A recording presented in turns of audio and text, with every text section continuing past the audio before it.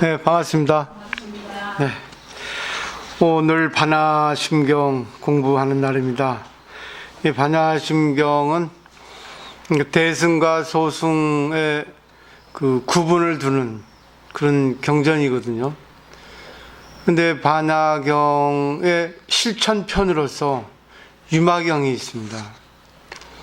반야경은 공사상을 이제 대략적으로 말씀을 하셨고, 또 오늘까지 배우면 공에 대해서 이제 분명히 이제 조금 이해를 할 수 있고, 그 공에 대한 실천에 대해서는 이제 다음 시간에 공부를 할 수 있어요. 그리고 이제 다음 주 월요일부터 또 유마경을 시작하는데, 유마경은 이제 공의 실천, 활용. 근데 거기 주인공이 유마거사가 되겠고, 여기 반야심경에도 관자재 보살이 주인공이 되어 있습니다. 근데 그 대상이 사리불이죠. 사리불은 출가 수행자 중에 최고 스타라고 할 수 있습니다. 지혜제일. 근데 그 지혜제일에 대해서 관자재 보살이 공에 대해서 자세하게 설명을 하시는 거죠. 그래서 초기 불교 부처님의 가르침이 설해진 거는 연기법 또 사성제 8정도 12년에 대해서 분명히 이렇게 가르쳐 주셨거든요. 근데 이거는 진짜 진리 중에 진리예요. 근데 그것이 없다고 부정하는 이유가 무엇인가 하는 것을 오늘 한번 보시면 좋을 것 같아요. 왜냐하면 출가 수행자들은 출가를 해야지만이 수행을 할 수 있다고 생각해서 모든 욕망을 끊었거든요. 근데 제가 불자들은 그 욕망을 끊을 수가 없어요. 욕망을 끊지 않고 공부하는 방법이 있다는 것을 반야심경에서 얘기하고 있습니다. 그러니까 욕망을 끊지 않고 욕망을 소중히 생각하고 욕망을 잘 조절하는 그게 바로 반야심경이라는 겁니다. 그러니까 정말 얼마나 고마운 경전인지 몰라요. 그리고 이거는 합리적인 가르침이거든요. 세상에서는 불교를 모르니까 미신이다, 구태의연하다, 너무 진짜 고식적이다 이렇게 말하는데, 그건 불교를 몰라서 하는 얘기입니다. 자, 오늘 배울 내용은 조금 이제 더 정리를 하는 차원에서 무수상행식부터 이제 공부를 하겠어요. 그러니까 시고 공중무색 무수상행식이죠. 그러니까 수상행식, 색수상행식이라는 것은 오온이에요. 우리 인간의 구성 요소입니다. 결국 몸과 마음인데, 몸과 마음이 없다고 반야심경에서 얘기하는 이유가 뭔가? 색수상행식은 있어요. 소승불교에서는 출가 전문 수행자들은 이거를 있다고 생각하고 이거를 자기네들이 없앤 겁니다. 그러니까 있는 것에 대해서 자기 욕망, 말하자면 본능적인 모든 걸 끊어버린 겁니다. 근데 대승불교를 신앙하는 우리 사회인들은 이걸 끊을 수가 없어요. 왜? 끊어버리면 사회적으로 살아갈 수 없거든요. 결국 원초적으로 우리가 생로병사, 또 애별리고 원증해고 구부듣고 오온선고를 끊을 수가 없잖아요. 근데 출가수행자는 다 끊어버린 겁니다. 사랑하면 안 되니까 사랑도 욕망이죠. 그러니까 사랑을 안 하고 산에 들어간 거예요. 미운 사람이 생기니까 그걸 원초적으로 끊기 위해서 아예 인간관계를 끊어버린 겁니다. 사회적으로 살면은 너무나 갖고 싶은 게 많으니까 그거를 끊기 위해서는 그냥 산에 들어가 버리는 거예요. 자연 속에 자연과 동화에 살아버리는 거예요. 근데 보살님들은 할 수 있겠어요? 남편과 이혼해야 되고 자식 버려야 되고 모든 걸 다 버려야 되는데, 근데 대승불교의 반야심경은 그거를 버리지 않고 욕망을 끊지 않고 욕망을 소중히 하면서 욕망을 한껏 부풀려 살면서 조절할 수 있는 세계가 있다고 그러죠. 그게 바로 반야심경이 주장하는 겁니다.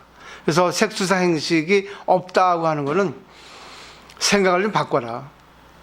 없애지 않고도 조절하면서도 내가 행복해질 수 있는 길이 있다는 거죠. 그러니까 무라고 하는 거는 없는 게 아니라 네 생각을 좀 바꿔라 그럽니다. 네가 추구하는 바에서 할 수 있는 거는 하되 할 수 없는 거는 하지 마라 그겁니다. 아니 하려고 노력하되 안 되면 다른 길로 가라 그러죠.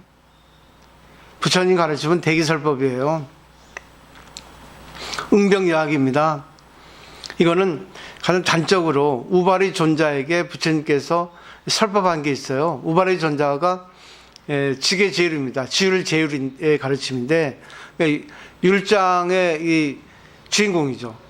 근데 이 우발이가 어느 날 부처님께 저도 아련야에서 수행을 하고 싶습니다. 부처님. 스승이니까 자기가 이제 조언을 구하는 거죠. 그건 아련야라는 건 적정처라고 번역하거든요. 그러니까 다른 수행자처럼 산속에 들어가서 외롭게 처절하게 수행을 하고 싶습니다. 이렇게 여쭌 거예요. 근데 부처님은 거절했습니다. 우발의 존재요. 그대에게는 그것이 옳지 않다. 그대는 우발은 이발사 출신이거든요. 그러니까 참 정이 많은 사람이에요. 이발사들은 보면 이렇게 사교성이, 부침성이 좋잖아요. 왜 손님들이 오면은 다정하게 말도 걸고 이것도 저것도 하면서 이발을 하지 않습니까? 그러니까 직업을 봐도 그 사람의 성향을 알 수 있습니다. 그러니까 너는 그런 성격이기 때문에 산속에 들어가서 수행하면 오히려 너한테는 안 좋다. 그냥 대중들하고 같이 어울려서 수행을 하라. 이렇게 얘기했거든요. 그래서 예를 들어 말했습니다. 코끼리가 연못에 들어가서 목욕을 하고 있다. 맞으면 코로 이제 물을 빨아가지고 자기 등도 씻고 다 씻고 합니다. 그 모습을 보던 토끼가 부러워서 자기도 코끼리가 나오자마자 연못에 들어가서 이제 코끼리처럼 이제 목욕을 하려 했죠. 근데 바로 나왔습니다. 코끼리한테 있어서는 연못이 딱 적당한데 토끼한테 있어서는 연못이 너무 깊거든요. 그러니까 들어가자마자 빠지니까 겁나서 나온 거죠. 이와 마찬가지로 우발이야. 그대도 이와 같다. 너한테는 대중생활이 어울린다. 대중 속에서 수행을 하라 했습니다. 이게 바로 대기설법인 거예요. 응병여학도 마찬가지예요. 병에 의해서 약을 주는 겁니다. 근데 내가 병이 없는데 약을 먹을 필요 있겠어요? 그러니까 내가 행복하게 살아가면 되는 거예요. 인생에 걱정이 있으면 걱정을 가지고 거기 걸리지 않고, 슬픔이 있으면 슬픔에 걸리지 않고, 슬픔은 슬픈 대로, 기쁨은 기쁜 대로. 도반이 중요한 거예요. 나하고 얘기를 털어낼 수 있는, 내 얘기를 들을 수 있는, 그리고 나에게 어떤 안목을 열어줄 수 있는, 내가 감정 때문에 휘말려 있으면 나의 감정을 해소시켜줄 수 있는 그런 도반이 중요한 거예요. 왜? 인간이란 말이 보여주고 있듯이 혼자서는 못 살거든요. 물론 혼자서 살 수 있지만 그는 정말 대단한 사람들이죠. 그러니까 출가 수행자들은 그렇게 아주 이성적인 사람들이에요. 냉정한 사람들이죠. 그렇지만 근본적으로 인간은 사회적 동물이라고 얘기했듯이 혼자서는 못 삽니다. 그래서 색수상 행식이 있는데 색수상색이 없다고 얘기한 것이 아니라 색수상 행식을 없애라. 네가 지금까지 살아온 경험에 의한 잣대, 개념, 네 생각, 네 주의, 이거를 조금 다른 각도에서도 생각할 수 있어라 그겁니다. 네만 옳다고 생각하지 마라. 네만 진실하지 마라. 네만 교만하지 말고, 네만 비굴하지 말고 다른 각도에서 한번 생각하는 그런 생각을 해볼 필요가 있지 않겠니? 그게 바로 색수상 행식을 없애라는 겁니다. 그게 명령형이에요. 여기서 무라는 거는. 네 생각 좀 내려놔. 네 입장만 하지 마. 네 생각에 패닉 상태에 빠르지 마. 그겁니다. 이걸 얘기하고 있어요. 욕망을 내도 되는데, 네 주장을 해도 되는데, 상대하고 관계할 때 뭔가 안 맞으면 좀 내려놓을 마음도 가져라 그겁니다. 네 혼자는 마음대로 해. 옷을 벗으려면 벗어. 근데 네 옷을 벗으려면 집에서 벗지, 길거리에서 벗으면 너는 남에게 폐를 주니까 안 되는 거야. 요즘에 얼마나 법이 많습니까? 뭐 미투라는 법도 있고, 뭐 실용죄도 있고, 또 뭐예요? 풍기 단속법도 있고, 또 풍기 문란죄도 있고. 결국 인간은 사회적 동물이기 때문에 상대하고 관계할 때는 네가 옳다고만 생각하지 말라 그겁니다.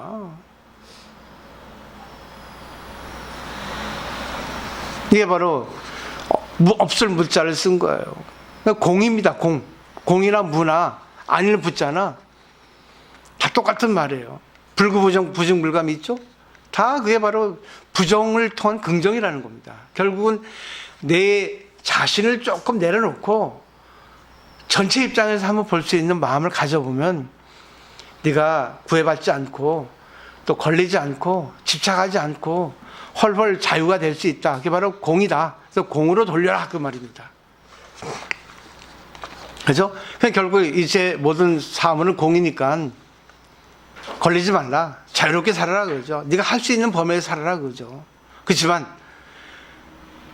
남하고 관계할 때는 남의 입장도 생각해라. 네만이 옳지 않아? 너만이 뭐 윤리도덕 살아가는 거 아니야? 너만이 진실하지 않아? 다들 진실해. 근데 그게 관계에 있어서는 진실이 거짓될 수 있고 거짓이 진실될 수 있다는 것을 알아라 그럽니다. 그 내용을 보세요. 그래서 일부러 내가 이 상응부 경전에 있는 내용을 번역해가지고 가져온 거예요.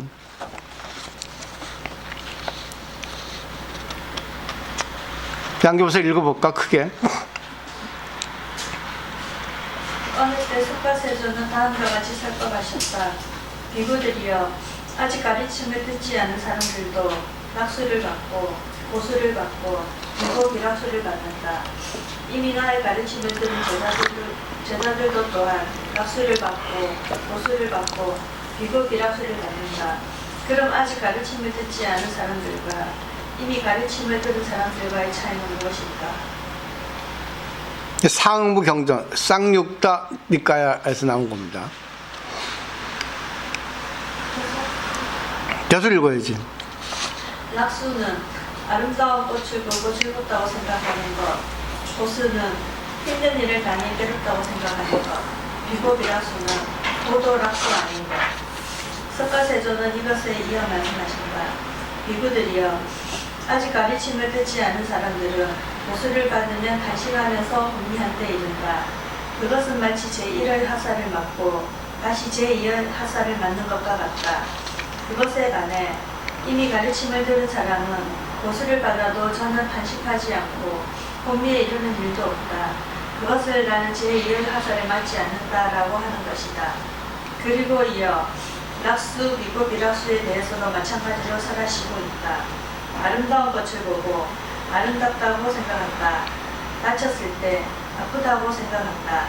누구라도 그렇게 생각한다. 그와 같은 낙수, 고수는 불교 공부와 무관계다. 그것은 제1의 화살이다. 그런데 우리들 정도는 아름다운 꽃을 보고 그 꽃을 따서 집에 가지고 돌아가고 싶어한다. 상처나면 뭐야 이런 곳에 이것을 놓아둔 놈은 이라고 화를 내고 싶어진다. 그것이 제2의 하사를 맞지 말라고 가르치고 계시는 것이다. 제1의 하사를 구애되지 않고 그것은 그대로 두고 단 제2의 하사를 맞지 않도록 하면 된다. 그 석가세존의 가르침은 만야신경에 긍정한다. 그런데 소수불교徒는 그 석가의 가르침을 바르게 이해하지 않고 마음 안팎의 사물을 실체시하게 된다. 제1의 화살, 그것을 맞아서는 안 된다고 생각한 것이다. 아름다운 처녀를 봐도 모모 하나니 되려고 한 것이다. 만야신경은 그러한 소수불교의 생각을 꾸짖고 있는 것이다. 여기서 정리할 게 뭐냐면 스님들은 아픈 것도 아프지 않다 하고 괴로운 것도 괴롭지 않다 하고 제1의 화살, 그러니까 말하자면 감수작용에 있어서 그것까지 부정해 버린다는 거예요. 자기를 완전히 비인간적으로 만들어 버리는 겁니다. 근데 대승불교에서는 어떻습니까? 아프면 아프다 하고 슬프면 슬프다 하고 기쁘면 기쁘다 하고 괴로우면 괴롭다 하는데 그걸로 끝이에요. 근데 저는 한 가지 더 얘기하고 싶습니다. 아파요, 슬퍼요, 기뻐요. 나하고 공유할 수 있는 상대하고 같이 나눕니다. 이게 바로 저는 단나사가 추구하는 바입니다. 도반을 만드는 거예요. 보살의 도반. 끼리끼리 되고자 하는 겁니다. 그런 승가를 만들려고 저는 노력하는 거예요. 그걸 갖다가 보리사토바 가나라고 합니다. 보살 집단인 거예요. 그러면 보세요. 나 혼자 아픈데 나 혼자 아프다 하지만 이 아픔이 극심하면 아파 하고 또 아프니까 뭐예요? 몸부림치죠. 근데 내가 의지할 수 있는 사람이 있으면 아파 그러면 옆에 사람이 손을 잡아줄 수 있거든요. 아, 많이 아프지. 그래. 아이고 내가 옆에 있어. 그래. 아, 많이 신음해. 근데 이거를 모르는 사람들은 지가 아프니까 남까지 아프려고 긁어내립니다. 이게 문제라는 겁니다. 그렇기 때문에 도반이 중요한 거예요. 도반이. 나 괴로워. 나 슬퍼. 나 기뻐. 같이 좀 나눠줄래? 더불어요, 더불어. 더불어민주당. 더불어요, 더불어. 이게 바로 뭐예요? 함께. 이게 대승입니다. 이거를 전 추구하고 싶은 거야. 근데 소승불교에서는 오직 혼자입니다. 오직 뭐야? 끙끙 참어. 난 없어. 나는 그거 없어. 나는 몰라. 느낌이 없어. 뭐 있었어? 이렇게 거짓말합니다. 그렇게 하려고 노력을 해. 그 깨달음이라고 착각하고. 근데 할 수 없습니다, 우리들은. 그거 할 수 없는 게 당연하지. 맛있는 거 보고 맛있다 하지. 맛없어. 몰라. 무슨 말인지 모르겠어. 잘못 공부한 사람은 그런 사람 많아요. 난 걸리지 않아. 그래. 그런 것 같아. 자기 감정을 표현 안 합니다. 그런 사람 보고 뭐라 하는지 아세요? 몸속에 피가 없는 사람이죠. 냉혈한이죠. 그리고 믿을 수 없는 사람이라는 겁니다. 진실이 없는 거예요.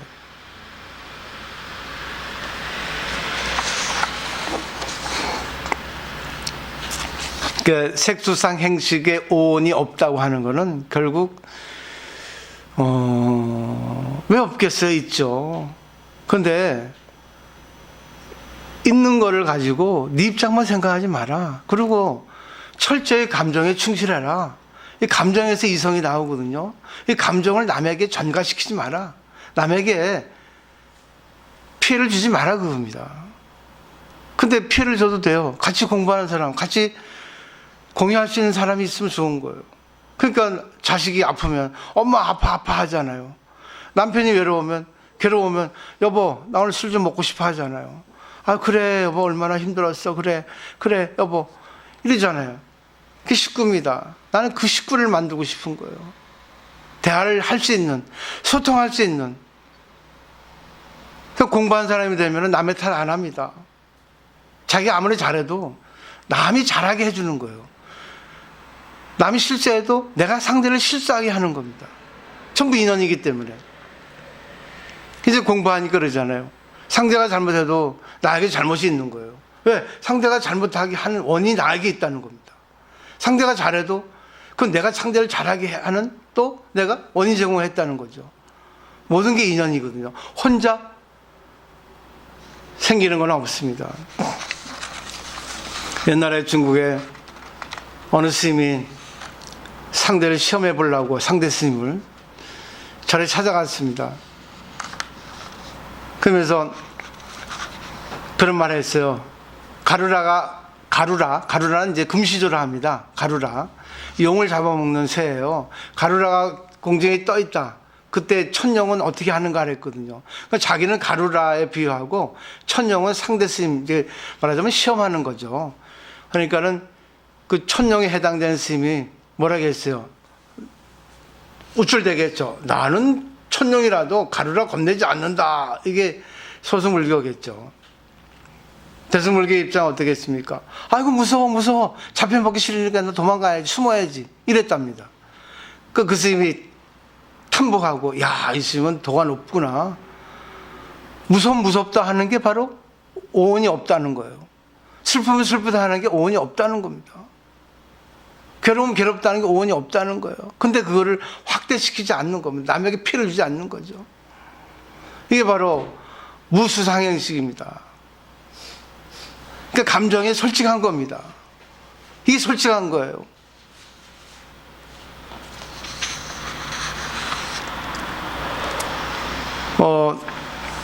그 생각이 나네요, 갑자기. 도쿠가와 이에야스하고 도요토미 히데요시는 아주 명장들이었죠. 우리나라에서는 참 안 좋은 장군들이지만. 근데 도쿠가와 이에야스는 말의 명장이라 합니다. 말을 이렇게 잘 탄대요. 근데 그때 서로 대치된 상태였는데 도요토미 히데요시 진영이 위에 있었고 도쿠가와 이에야스는 약간 좀 이렇게 불리한 입장이 있었대요. 근데 그 좁은 그 나무 다리를 건너야 하는 그런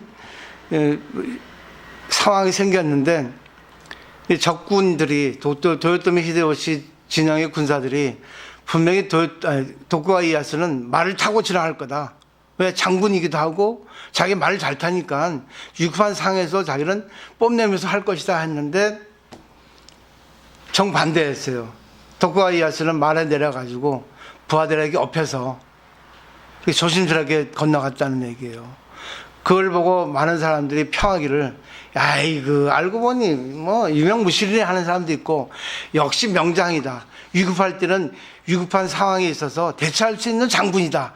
이렇게 평을 했다는 겁니다. 어느 게 맞겠어요?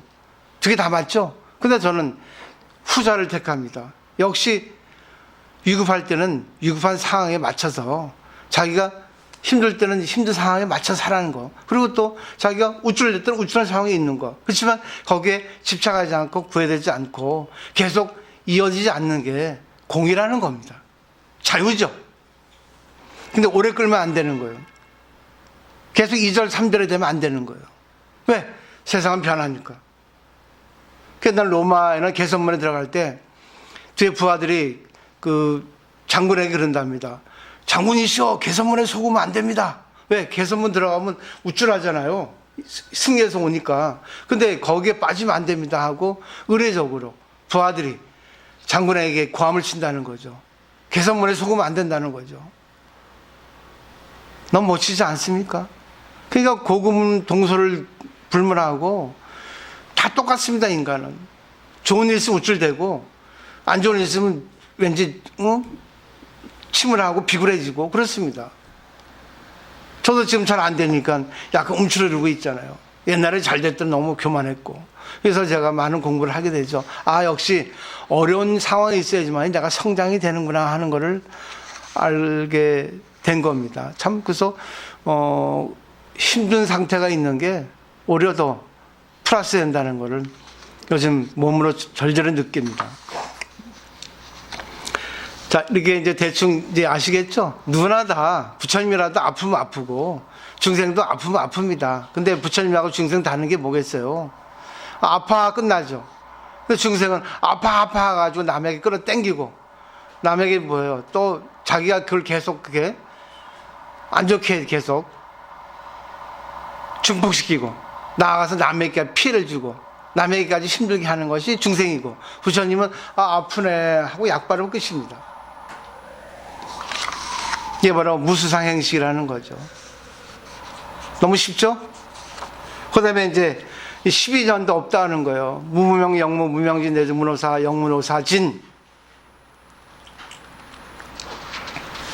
이 페이지에 12연기, 12년. 그러니까 인간이 미혹되는 과정을 12단계로 이렇게 정리한 것이 12년입니다. 12연기입니다. 무명행식, 명색, 육처, 척수, 애, 취, 유, 생노사 12가지죠. 근데 이거를 줄여서 삼지연규로 만든 게 무명, 애, 노사. 노사는 결국 늙어 죽는 게 고라는 겁니다. 결국은 일련의 과정이 전부 시간적, 공간적인 연기죠. 이거를 갖다 12연기로 정리했고 그걸 또 축소한 게 삼지연기입니다. 무명, 애, 고. 무명이라는 걸 그 밑에 보면 혹업고예요. 윤의 순서입니다. 미혹은 결국 무명 때문에, 무명이라는 거는 그 밑에 있죠. 무명의 원어는 범어 아비데아거든요. 불교 사전을 보면은 인생의 진리에 대한 바른 지혜가 없는 것, 어떤 사상이나 도리를 분명히 이해할 수 없는 정신 상태, 고뇌나 불행의 근본 원인이 있거든요. 이 잘못된 지혜에 의해서 인간의 모든 행위나 경험이 쌓여져 간다고 하는 것이 불교 사전의 기본적인 해석이거든요. 근데 무명은 있어요. 근데 이것도 중도입니다. 있기도 하지만 없습니다. 없기도 하지만 있습니다. 무명이라는 것은 잘 보십시오. 우리 마음이 무명에 있으면 늘 뭐예요? 무명에 휘둘려서 살아야 됩니다. 근데 무명은 나왔다가 안 나왔다가 합니다. 학질 걸린 것처럼. 어떨 때는 나와요. 자기 상태가 안 좋을 때, 자기 생각대로 안 될 때, 자기 욕망이 막 들끓을 때 무명이 나옵니다. 근데 그것이 24시간 종일 나오는 건 아닙니다. 상태가 안 좋을 때, 인연이 맞아 떨어질 때 나오는 겁니다. 부평초 같은 거예요. 뿌리 없는 풀입니다. 그래서 무명은 실체가 없다는 거예요. 근데 12연계에서 첫 번째가 무명이죠. 근데 무명이 연이 돼서 행이 생깁니다. 행이 연이 돼서 식이 생깁니다. 그 무명의 연은 무엇일까요? 무명은 어디서 생길까요? 무명의 근원처가 어딜까요? 이게 공입니다. 공을 알면 무명이 안 나오고, 공을 모르면, 공을 모르는 건 불각이죠. 공을 깨달으면 무명이 안 나오고, 공을 모르고 불각이 되면 무명이 나오는 겁니다. 그러니까 무명 전에는 뭐예요? 부모 미생전 소직인 거예요. 불성인 거예요. 공인 거예요. 반야인 거예요. 무명은 있는데 무명을 없앨 수는 없습니다. 무명의 무자는 없을 무자예요. 그죠? 그러니까 결국 밝음이 없다는 것이 해석이고, 무명의 무자는 무시무종입니다. 비롯됨이 없어. 시작도 없고 끝이 없습니다. 그 무명은 있는데 이거는 언제 생긴 건지 몰라요. 내가 잘못된 생활을 해서 생긴 게 아니라 원초적으로 생긴 겁니다. 무명은 따라붙은 거예요. 불성하고 무명은 같은 거예요. 불성이 나오면 무명이 없어지고, 무명이 나오면 불성이 숨어버리는 겁니다. 그 결국 불성도 무명 안에 있는 겁니다. 이걸 깨달으면 불성이 나오고, 깨닫지 못하면 무명이 나오는 거예요. 결국 불성하고 무명 같은 거죠. 결국 깨닫는 거는 누가 합니까? 내가 하는 겁니다. 그래서 대승기술론에는 각, 시각, 불각이라는 세 가지 각이 있어요. 원래는 본각, 우리 깨달음이 원래 원각 상태에, 이 깨달음이 불성 그 자체로 빛나고 있는데 몸이 형성되니까 거기에 불각이 형성됩니다. 몸에 눌려가지고, 몸에 치우쳐서. 근데 내가 살다 보면, 아니면 가르침과 인연되면, 아, 불각이네. 이거 안 되겠네. 깨달으면 돌아가야겠나. 생각하는 것이 수행 시작이죠. 신훈, 새롭게 훈습하는 거거든요. 수행을 시작하는 거거든요. 그러면 그때 본각이 나올 때를 시각이라 합니다. 시작된 각인가. 깨달음이 시작된 거예요. 그래서 본각, 불각, 시각. 이 세 가지 각이 있는데, 결국 우리가 본각으로 돌아가기 위해서는, 불성을 꺼내기 위해서는 공부를 해야 된다는 겁니다. 그 공부가 결국 지금 공부죠. 결국은 반야심경에서 공을 아는 겁니다. 그 무명을 아는 거예요. 무명을 조절하는 겁니다. 무명을 없애는 게 아니라, 무명을 내가 어떨 때는 낼 수도 있고, 어떨 때 안 낼 수도 있고, 무명을 또 30, 50, 60 운전하듯이 조절하는 겁니다. 무명이 없으면 못 살아요. 그래서 증도가도 뭡니까? 뭐라 했어요? 무명실상 즉 불성이요, 화나공시 즉 법신이라는 거 기억하십니까? 무명의 실성이, 무명의 실상이 곧 불성이라 했어요. 너무 멋있지 않아? 화나법신, 네 몸이, 뜬 몸이 언젠간 죽을 몸이 법신이라는 겁니다. 둘이 아니라는 겁니다. 근데 둘이면서 하나잖아. 하나면서 둘이잖아. 그죠? 이것이 바로 중도입니다. 그러니까 내 몸이 법신인데 지금은 육신이잖아. 색신이잖아. 그러니까 이걸 잘 조절할 수 있어야 돼. 결국 이 사회생활에 있어서 내가 즐겁게, 아니면 뭐 괴롭게, 슬프게 살아가는 겁니다. 그러니까 거의 구애받지 않게, 슬픔은 슬픈 대로, 기쁨은 기쁜 대로, 괴로움은 괴로운 대로. 근데 오래가지 않는 거예요. 옛날에 우리 사제가, 그때는 핸드폰이 뭐 아날로그 시대였어요.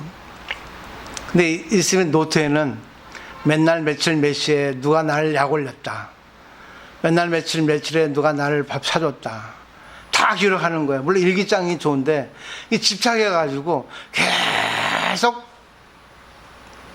갖고 가는 거예요. 나 이게 좋아. 근데 여기 너 집착해가지고 그 사람의 고정관념을 보지 않니? 그런 공부하는 자세가 옳지 않다. 지금도 그래요. 걔가 72년생인데 나하고 12살 차이 나요. 아마 아실 거예요.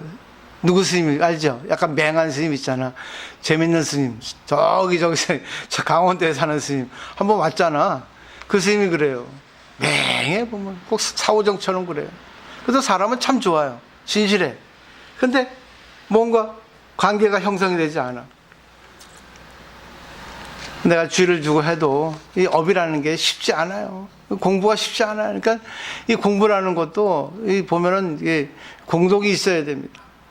아무리 공부해도 안 되는 사람이 있고 조금 공부해도 되는 사람이 있어요. 그건 전생일 거예요.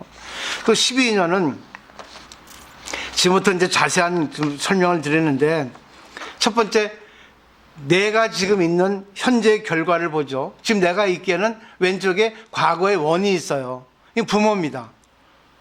그리고 지금 현재의 결과를 볼 때 다시 여기서 내가 원인을 짓죠. 씨를 뿌리죠. 그 미래의 결과로 또 연결됩니다. 그러니까 3세가 하나라고 하는 이유는 그거예요. 과거, 현재, 미래가 하나입니다. 12년에 내가 일부러 이제 그 전통적인 해석을 좀 번역해서 갖고 왔어요. 첫 번째, 자, 무명으로부터 고가 시작됩니다. 첫 번째 무명이죠. 이것은 과거세의 번뇌입니다. 우리들은 과거세에 있어서 번뇌하기 때문에 여러 가지 선악의 행동을 해왔어요. 그 선악의 행동이 행입니다. 두 번째 행이죠. 과거세에 있어서 선악의 업. 이거는 자기 알게 모르게 지은 행위들. 이것이 인이 되어 과로서 현재의 자신이 있습니다. 식. 그래서 우리들이 현세에 있어서 모태내 처음으로 발생한 순간에 오온. 육체와 정신을 말합니다. 현재의 과거로 말하면 난자, 정자가 결합한 순간에 아주 작은 생명체라고 해석을 합니다. 그리고 식에서 태아가 어머니 모태에 이제 임신되는 거죠. 수태되는 거죠. 네 번째 명세, 태내에 있어서 처음에 사주간의 존재를 말합니다.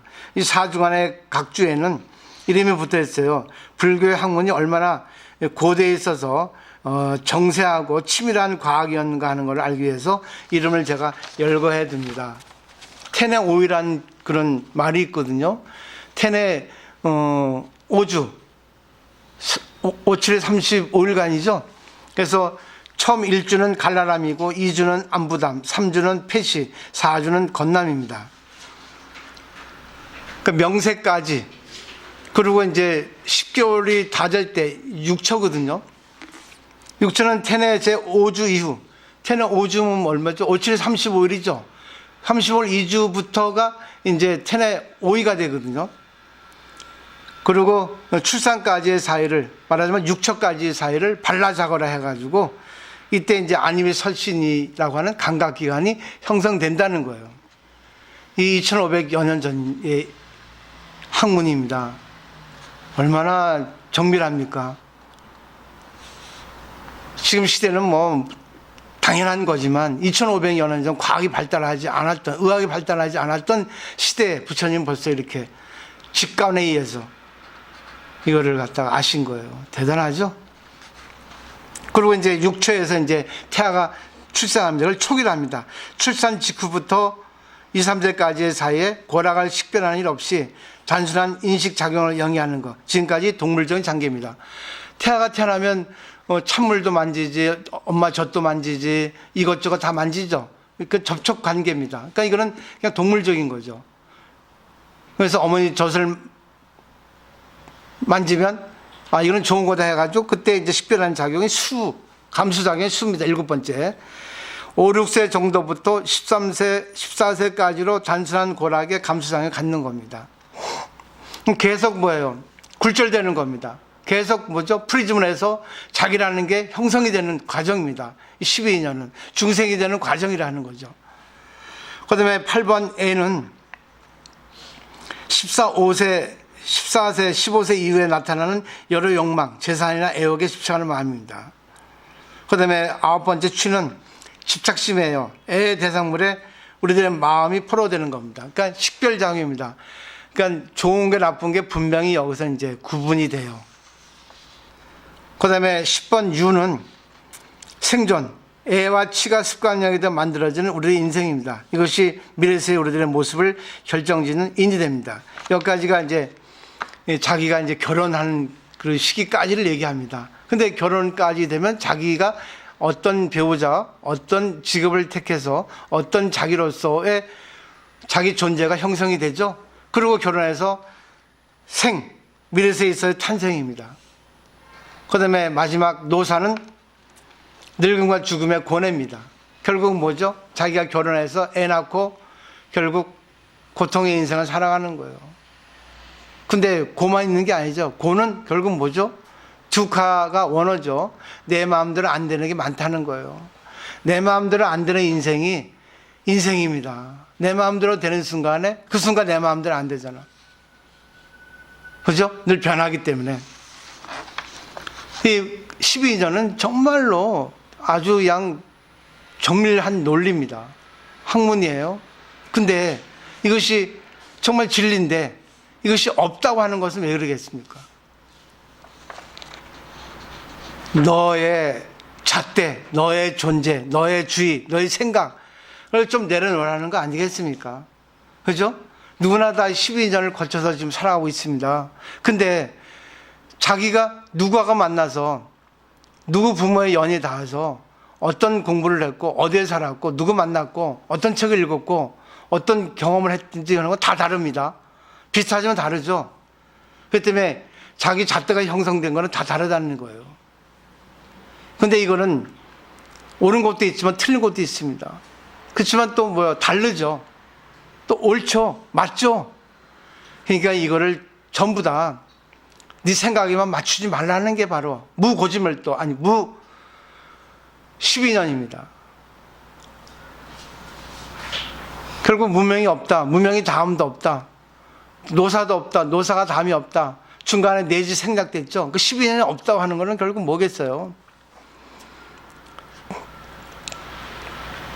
맞는데 이건 네 것만이잖아.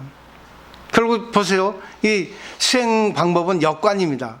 이게 순간이에요. 중생이 되는 과정을 순간이라고 하고 이제 이거를 없애는 과정은 역관이죠. 무명, 원초적인 무명이라는 거는 그냥 아래아식이거든요. 이거는 알 수가 없어요. 너무 미세하기 때문에 자기는 자기를 모르잖아요. 근데 노사가 생긴 근원이 뭐겠어요? 살아가기 때문에 노사가 있죠. 그죠? 살아가는 건 왜 살아가요? 자기라는 게 있으니까. 자기라는 존재를 살리라니까 생이 있는 거죠. 그 유는 뭐죠? 선택이죠. 취사 선택. 좋은 거 나쁜 거. 그리고 그 이전은 뭐예요? 애죠. 이렇게 거꾸로 소급해서 가는 겁니다. 근데 여기서 가장 우리가 알기 쉬운 부분은 애치유입니다. 애는 뭐죠? 자기 중심이에요. 자기 잣대에서 좋은 거 나쁜 거. 이거를 갖다가 초월하라는 것이 12년도 없다는 얘기예요. 네 입장만 가지고 살지 마. 네 주장만 하지 마. 가만히 저기서 듣고 있는 저 사람의 생각도 생각해봐. 네만 잘나지 않았어. 상대도 잘났거든. 그렇기 때문에 조화를 이루고 살아 하는 것이 12년 가르침입니다.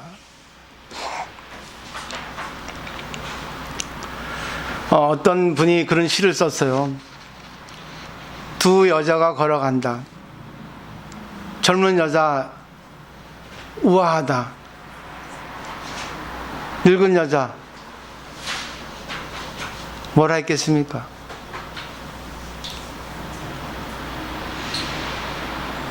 젊은 여자 아름답다. 늙은 여자 추하다 했겠습니까? 더 아름답다 했습니다. 더. 참 너무나 멋진 얘기예요. 길을 걸어간다. 두 여자가. 한 여자는 젊은 여자다. 아, 아름답다. 또 한 여자는 나이를 먹고 늙었다. 더 아름답다.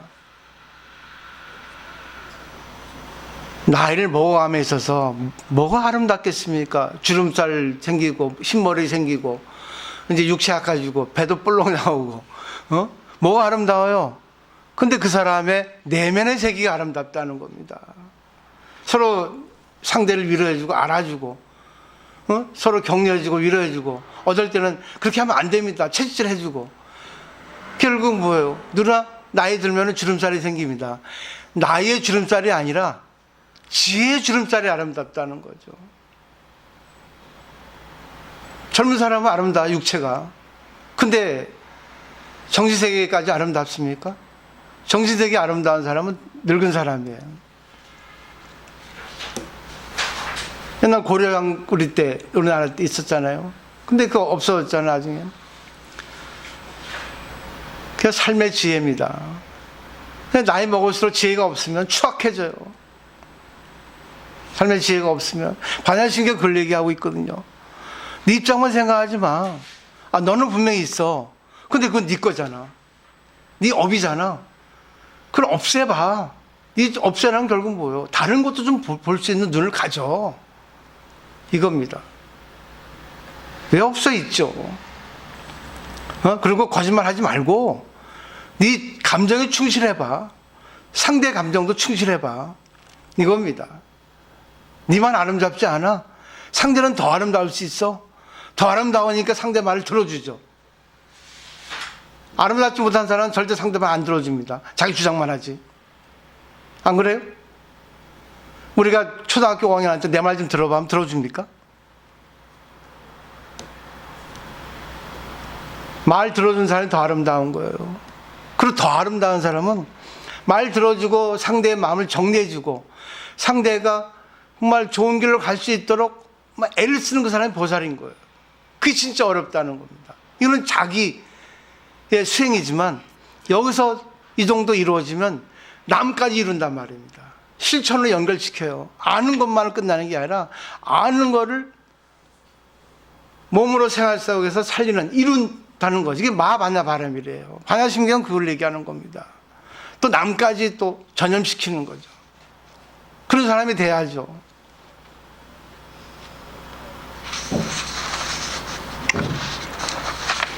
유식에 보면은 일수사견이라는 말이 있습니다. 하나의 물을 놓고 네 가지 견해를 낸다는 거예요. 천상계 사람들은 자기네 호화로운 못으로 보겠죠. 물을 놓고 볼 때. 인간계는 생활 용수로 쓰겠죠. 용수로 보겠죠. 아기에서는 피고름으로 보이겠죠.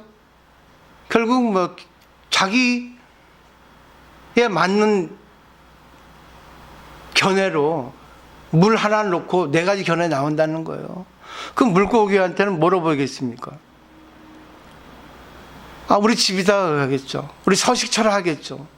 하나의 물을 놓고 네 가지 견해 나오는, 이거를 결국 우리에게 뭐를 보여주겠습니까?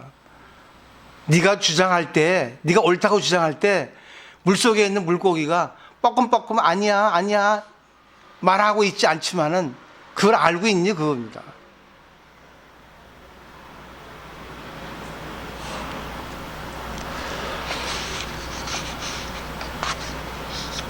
이게 무예요.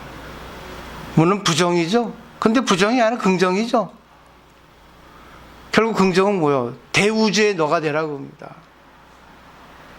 대우주에서 너를 갖다가 나 줬는데 넌 대우주를 잊어버리고 있잖아.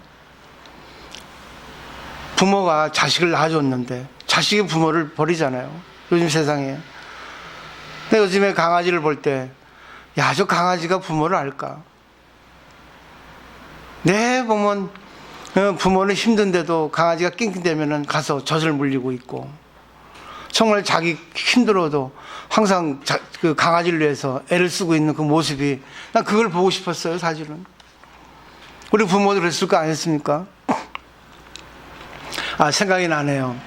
서양적인 나이 계산법하고 동양적인 나이 계산법이 틀립니다. 서양에서는 태어나서 1년 지나 1살이죠? 근데 우리는 뭐죠? 부모 뱃속에 있을 때 벌써 1살을 먹고 들어갑니다.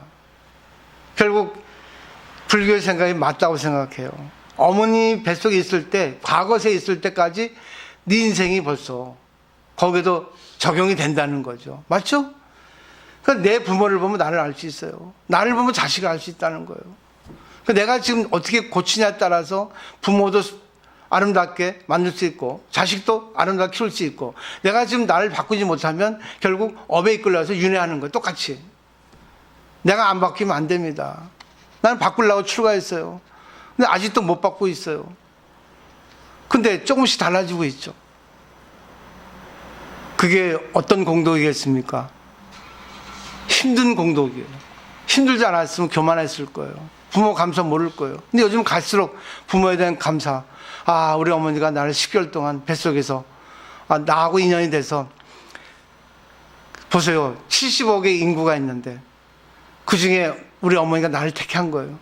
내가 우리 어머니를 택한 거예요. 우리 부모를. 불가사의하지 않습니까? 내가 알고 택했겠습니까?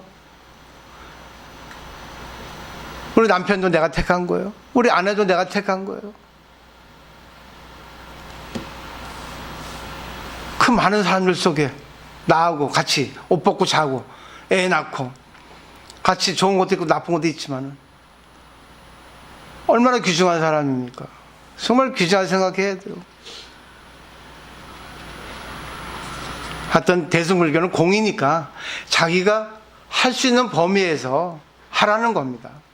자기가 승질내도 공이에요. 그렇지만 공이라는 걸 정말 알게 되면 딱딱 끊고 맺는 게 분명해집니다. 내가 힘들 때는 아프면 오래 가잖아요. 좀 덜 아프면 어때요? 짧아지잖아, 시간이. 근데 그거를 잘해서 너무 그냥 계속 질질 끌려가지 말라는 얘기입니다. 한 번만 딱 하면 끝이야. 한 번만 하시라고 그럽니다. 이전하지 마세요. 듣기 싫으니까. 그 다음에 이제 각주 달아놨죠. 이게 이제 텐의 오입니다. 그건 한문인데 그냥 했어요. 그냥 결국 이렇게 얘기된다는 거죠. 그 다음에 이 12년 가르침도 사실은 알기가 어렵습니다. 근데 12년 가르침을 의지해서 또 대승불교에는 10여시라는 가르침이 법화경에 나왔어요. 근데 대승기준에서는 이 12년 가르침을 더 정밀하게, 더 알기 쉽게 3세 6추의 논리로 설명하고 있는데 이거를 보겠습니다. 대승기준으로는 2세기 정도의 스님 마명보살이 이거를 썼다는데 그건 확실하게 그건 단정 지을 수는 없습니다. 아마 중국에서 이거를 썼는데 마명보살의 이름을 빌려서 왜 나 같은 사람이 이걸 발표하면 인정하겠습니까? 그죠? 유명세를 따가지고 로얄티를 내야 되겠죠. 첫 번째 3세 6추라고 하는 변인데 불각에 의지하기 때문에 세 가지 모양이다. 불각은 결국 공을 모르는 거죠. 불각, 깨닫지 못하는 거죠. 그렇죠? 본각을 깨닫지 못하니까 불각이죠. 결국 공을 모르니까 무명이 생기는 거예요. 그래서 세 가지 모양이 나온다. 서불각과 서로 응하여 떠나지 않는다. 무엇이 세 가지 되는가? 무명업상이에요. 무명은 영원한 겁니다. 무명을 없앨 수가 없어요.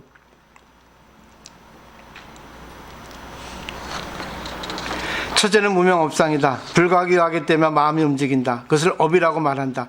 깨달으면 움직이지 않지만 움직이면 괴로움이 있다. 결과는 원인을 떠나지 않기 때문이다. 결국 전부 이어지죠? 전부 연결되는 거예요. 무명업상이 아까 말했던 12년의 무명입니다. 결국 욕망이죠. 번뇌죠. 진리를 모르는 거죠. 두 번째, 능견상. 참 멋진 논리입니다. 능히 볼 수 있는 상이 생기는 거예요. 두 번째는 능히 보는 상이다. 움직이는 것을 의지하기 때문에 능히 보게 된다. 움직이지 않으면 보는 것도 없다. 무명 때문에 주관이 생긴다는 겁니다. 서양 철학은 객관이 있어서 주관이 생긴다 하거든요. 거꾸로. 근데 동양 철학, 불교는 주관이 먼저 생기고 두 번째 경계상, 객관이 생기는 겁니다. 이게 바로 3세, 아래아식에 있는 거예요. 여기까지는 보기가 어렵습니다. 보살 경지에 올라야 이걸 볼 수 있다 합니다. 세 번째는 경계상이다. 능견상에 의지하기 때문에 경계가 허망하게 나타난다. 능견을 떠나게 되면 곧 경계는 없다. 예를 들면 내가 길을 가는데 뭔가에 열중하고 뭔가를 골똘히 생각하고 길을 갑니다. 근데 앞에 미인이 옵니다. 딴 데 갔으면 미인이다 하고 미인을 바라볼 텐데 그때는 미인을 바라봐도 너무 내 마음속에 어떤 번뇌가 있기 때문에 미인을 봐도 미인이 보이지 않아요. 그게 바로 능견상이 먼저 있다는 얘기입니다. 그죠? 상대가 아무리 화를 내도 내가 상대에 걸리지 않으니까 상대의 거를 볼 때 불쌍한 생각하니까 상대가 화내는 거에 걸리지 않잖아. 그래서 눈이 있어도 보지 못하고 귀가해서 듣지 못한다는 거는 결국 뭐겠어요? 능력상이 먼저 있다는 거예요. 그죠?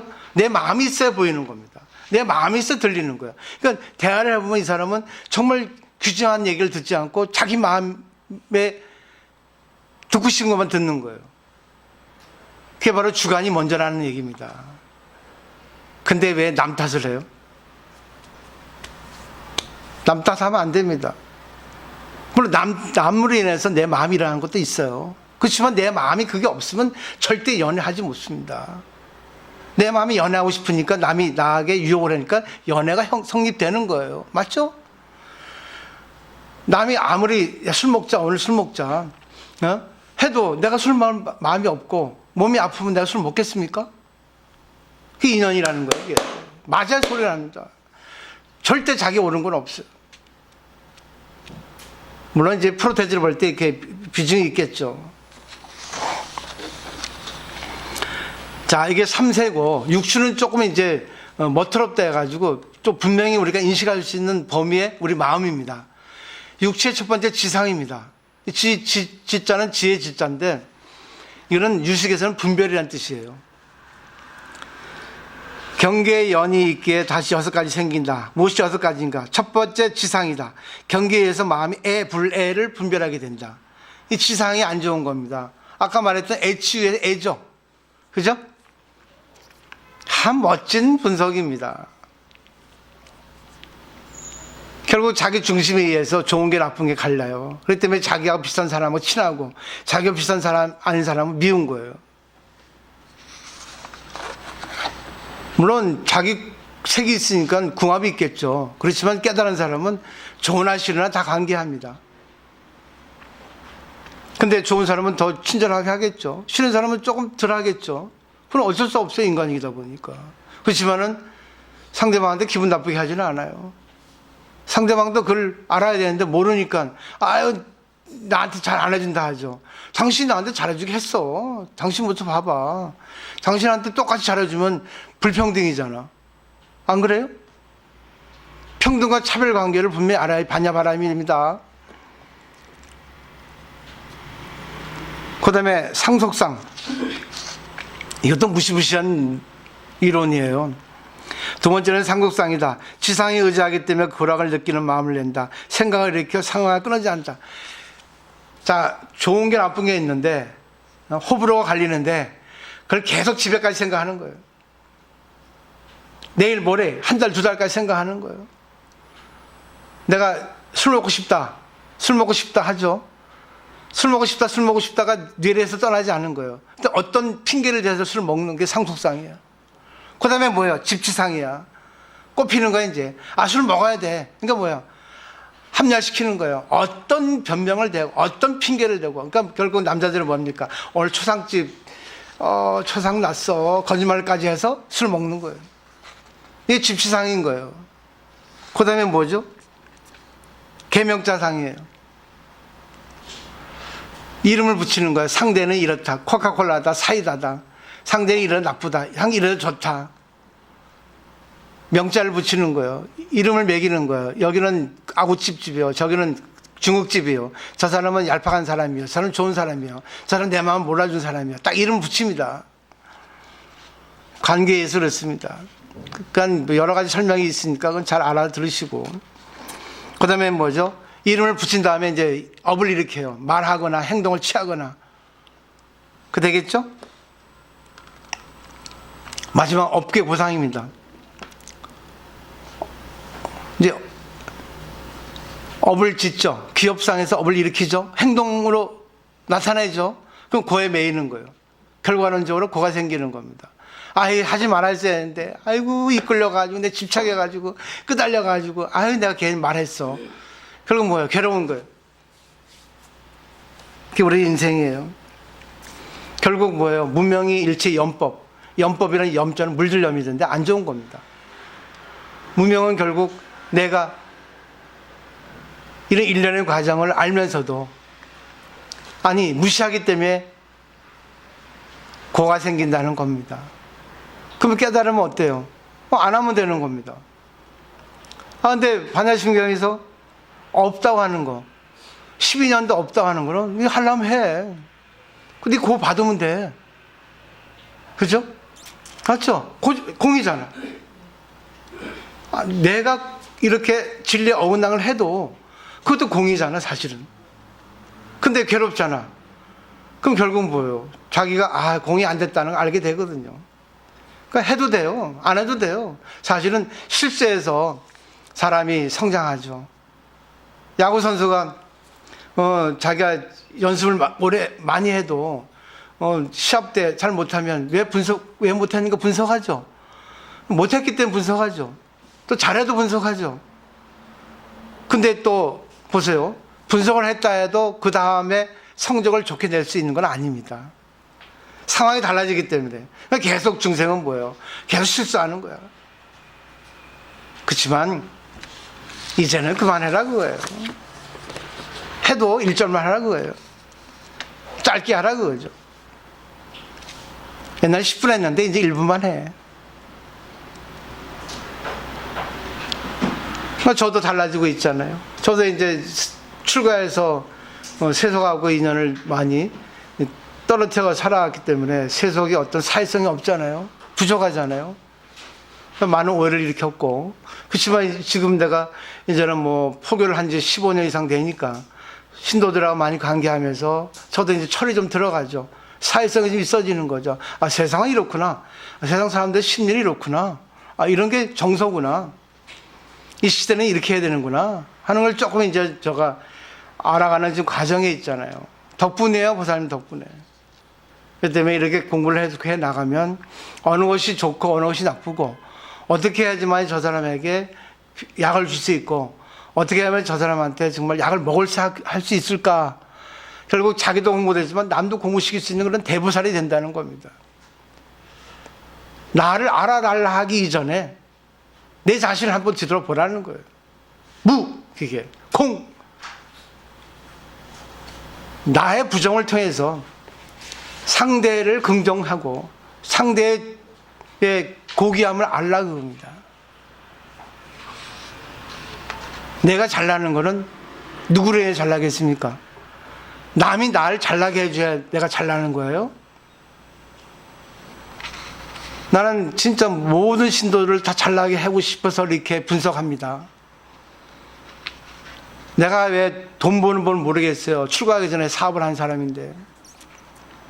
근데 그건 단순한 돈 벌기 위한 수단이잖아요. 근데 그렇게 돈을 벌었는데 여기도 내가 관계를 모르겠습니까? 잘만 해주면 돈 들어와요. 왜 안 하겠습니까? 바보야 내가? 나는 불법이 더 좋아요. 돈 버는 것보다. 돈도 좋지만. 당신은 이거 고쳐야 됩니다. 이렇게 하면 안 됩니다. 이렇게 해야 됩니다. 그분들 알면서 못 하잖아요. 근데 그걸 누가 얘기해 주는 게 사회에서. 그 얘기하면 미워하는데. 인연이 끊어지는데. 부부 관계가 왜 안 좋겠어요? 서로 지적질만 하니까 안 좋아지는 거 아닙니까? 그죠? 왜 그랬어요? 서로 존귀한 존재니까. 그렇게 하면 안 돼. 당신은 나한테 없어 안 되는데, 그래서 고쳐주면 좋겠는데. 근데 서로가 남이 고쳐주기만, 바꿔주기만 바라지, 자기가 먼저 달라지려고 하지는 않잖아요. 그래서 신도들이 다 절에 와가지고 그냥 대리만족하는 거예요. 그냥 더 업을 부추기고, 업을 더 쌓는 거죠.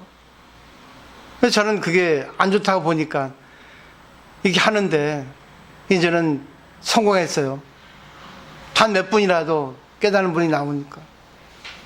난 그게 최고의 재산입니다. 부처님도 보세요. 오인의 비구가 시작이잖아. 오인의 비구. 그 오인의 비구가 전 세계적으로 퍼졌잖아요. 법이 없으면 안 됩니다. 또 정이 없으면 안 돼요. 법하고 정. 법은 지혜고 정은 자비예요. 그걸 잘 법하고 정, 그러니까 지혜와 자비를 잘 융통해 쓸 수 있는 게 반야바라밀입니다. 나는 아직 그게 부족해요, 솔직히. 법은 있지만, 정도 있지만, 그걸 융합해서 잘 쓸 수 있는 게 부족합니다. 그렇게 조화리로워서 보살님들께서 그거를 제 대신 해주셔야 돼요. 저보다 뛰어나기 때문에.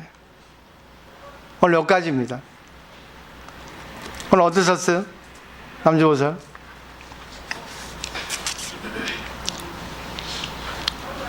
문명을 갖고 태어났지만 내 마음속에 이미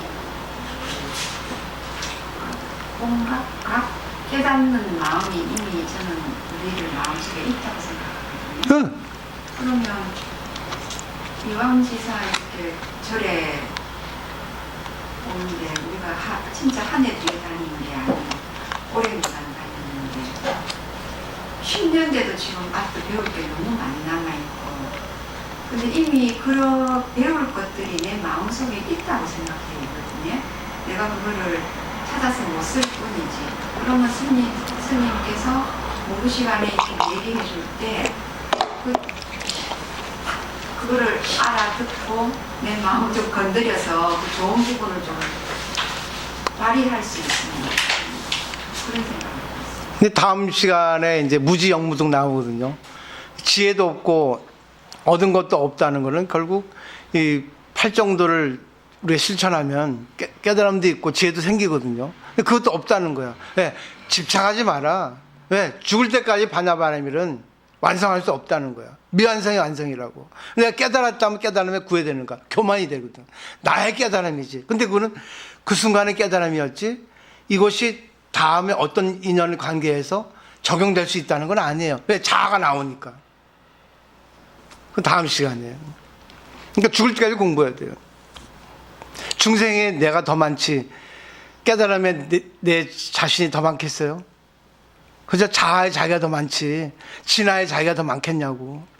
그러니까 지금 공부 죽을 때까지 하고 중생을 구제하면서 자기를 빛나게 하는 거지. 그러니까 상대가 나를 빛나게 해주는 거예요. 그러니까 상대에게 충격을 주기도 하고 상대에게 위로를 주기도 하고. 근데 대부분 보면 상대를 위로해주면 상대는 좋아해. 상대에게 뭔가를 가르쳐주면 싫어해. 왜? 자기 밑에 깔리니까. 이걸 난 질투라고 표현하는 거예요. 남에게 가르침을 듣는 거 싫어해. 누구나 다. 왜? 상대가 내 위에 있으니까. 맞지 않아요? 근데 그걸 들을 수 있어야 돼. 난 들으려고 노력하잖아. 아, 미안합니다. 잘못했습니다. 아, 예, 고맙습니다. 왜? 나보다 더 뛰어난 견해가 있을 수 있고 또 나의 견해가 같다 하더라도 내가 생각하는 거하고 남에게 통해서 귀로 듣는 거하고 다르거든. 정문 훈습이라는 게 있거든. 들으면서 훈습이 되는 거라. 남의 말을 잘 들어야 되는 거예요. 나는 항상 열린 이런 자리를 마련하고 싶다는 거예요. 그 사람들 얼마나 능력이 많고 공덕이 많은데 그걸 다 같이 쓰고 싶다는 거지. 2부는 이제 밥 먹으면서 하도록 하겠습니다. 마치겠습니다.